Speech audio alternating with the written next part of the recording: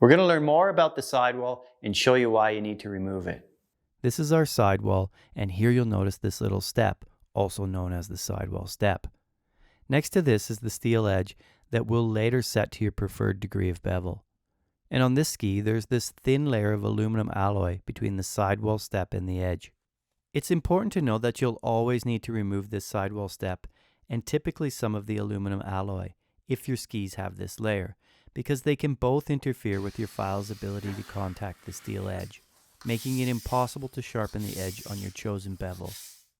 For example, take a look at this file guide, which is precisely machined with a 4-degree angle.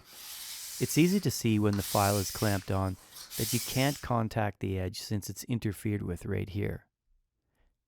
And as I pull the file guide, I can feel that it's not cutting the steel edge and instead cutting into the sidewall step, which you can see is loaded up in the teeth of the file. As a result, we must remove some of it so we can effectively bevel the edge.